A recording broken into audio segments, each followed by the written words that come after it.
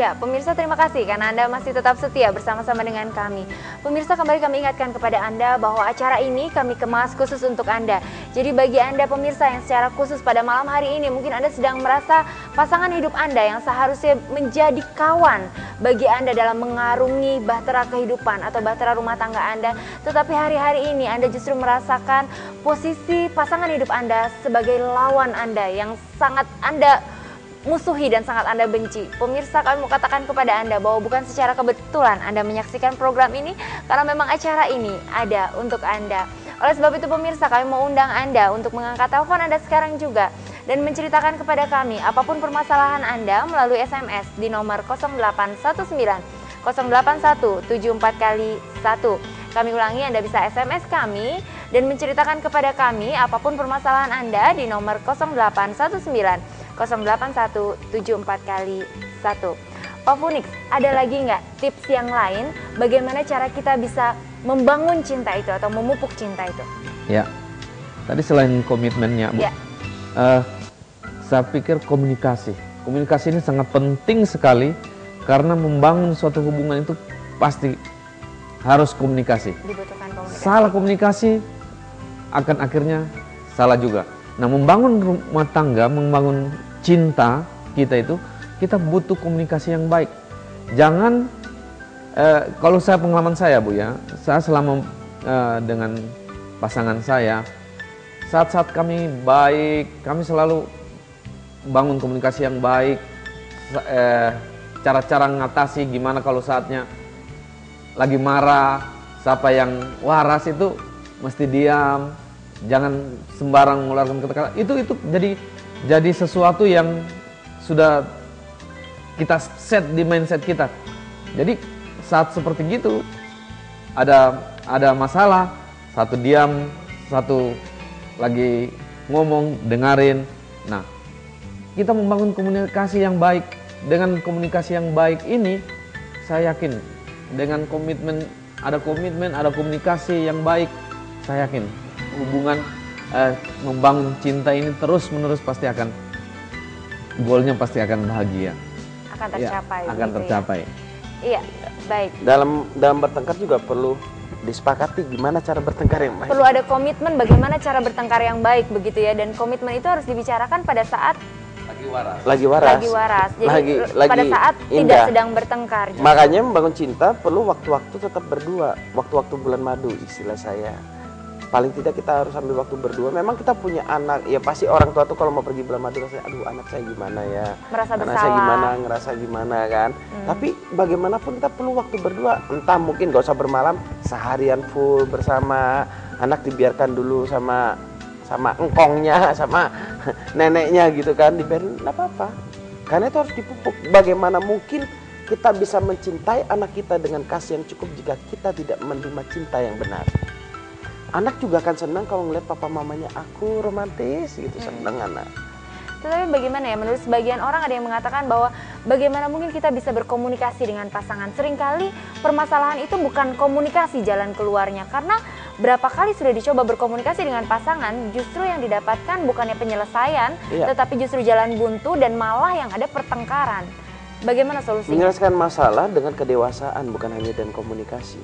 Kalau kita tidak dewasa dalam arti misalkan orang punya problem dalam dirinya, dalam mengenali dirinya, rasa berharganya dia misalkan, dia akan merasa tidak berharga misalkan ada suaminya tidak seakan-akan tidak memprioritaskan dia gitu loh, seakan-akan seperti gitu, padahal suaminya nggak ada maksud apa-apa. Ya sudah, aku dengan teman sama saja, tapi karena istrinya misalkan makan bersama nih, dia istri yang bermasalah akan merasa gini, aku mau suamiku nyuapin aku di depan banyak orang. Tapi dia nggak pernah ngomongin. Pulang-pulang nggak tahu suaminya ngerasa senang, happy saat itu, pulang-pulang istrinya cemberut. Kenapa kok cemberut? Nggak pernah tahu kan kenapa cemberut. Atau mungkin istrinya sebenarnya pingin dirangkul, tapi suaminya kan nggak menyadarinya, gitu kan? Nah, karena nggak dirangkul atau karena nggak disuapin atau karena nggak diambilkan lauk, itu bisa jadi pertengkaran. Sumbernya di mana sebenarnya? Perhatian.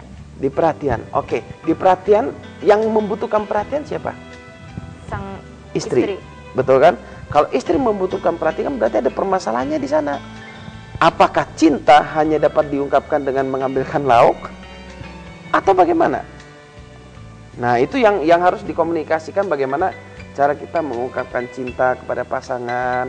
Kalau misalkan istri ini masih belum dewasa, kita ajak diskusi, yang kan enggak enak. Kalau misalkan saya di tempat makan nyuapin kamu kayak anak kecil aja misalkan. Kan ada orang-orang yang aneh, Bu.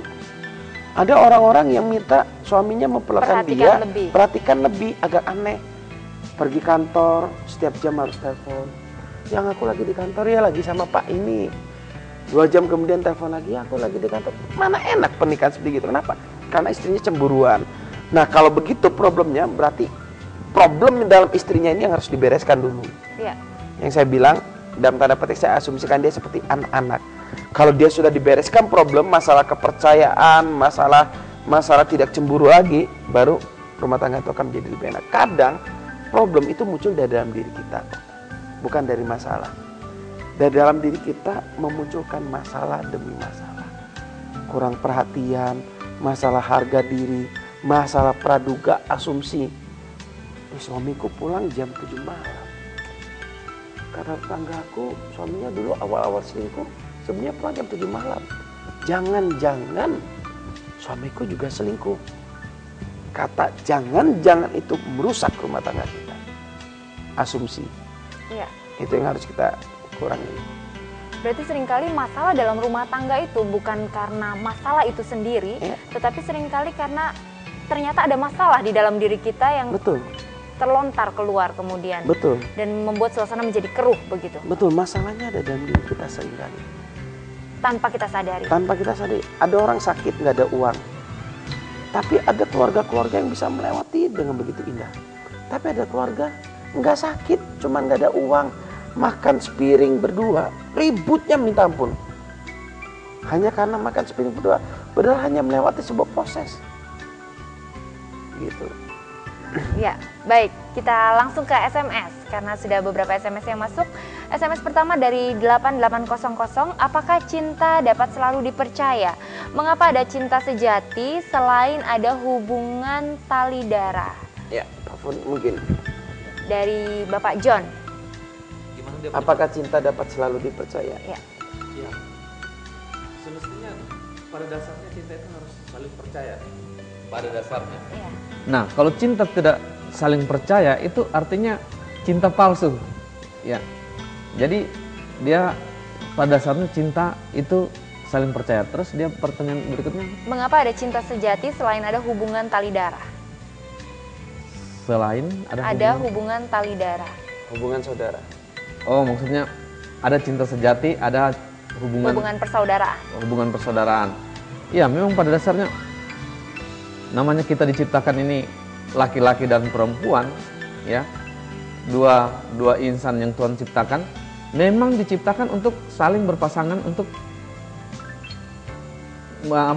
menjadi satu keluarga. Diciptakan Tuhan seperti gitu. Nah, kenapa ada cinta sejati? Ya karena pada dasarnya Tuhan itu adalah mencintai kita. Jadi dasarnya Tuhan mencintai kita, makanya cinta Tuhan itu terhadap kita cinta sejati. Nah, kita juga menerapkan dengan pasangan kita itu semestinya cinta sejati, bukan cinta palsu. Ya. Selain daripada cinta hubungan darah, maksudnya adik kakak gitu ya. Ya. Saya ingin menambahkan, bukankah adanya cinta sejati selain ada hubungan tali darah itu merupakan menunjukkan betapa besarnya Tuhan menciptakan kita. Cinta itu kan bahasa, kalau kita ngomongnya cinta itu ada 3. Cinta kepada orang tua, gitu kan ya. Iya. Cinta kepada Tuhan, jadi ada cinta persaudaraan nih kepada orang tua, kepada saudara. Ada cinta kepada Tuhan, ada cinta kepada lawan jenis. Tuhan memberikan ini sebenarnya sempurna di dalam diri manusia. Bukankah itu menunjukkan bahwa begitu dahsyatnya Tuhan dalam menciptakan kita, sehingga kita bisa membangun hubungan dengan Tuhan, membangun hubungan dengan sesama, dengan persaudaraan, tapi ada juga hubungan yang spesial, hubungan suami istri. Jadi menurut saya malah itu tambah luar biasa. Ya, baik. SMS berikutnya dari 7673, selamat malam Batam TV. 3 hari ini saya diteror istri mantan saya. Padahal kami tidak pernah ganggu mereka. Tapi mungkin mantan saya masih cinta saya. Nggak tahulah tiba-tiba diteror istrinya. Mereka nikah pun saya tidak tahu kapan. Istrinya pun saya tidak kenal, padahal sudah 5 tahun, maaf sudah 6 tahun nggak ketemu dan tidak kontak.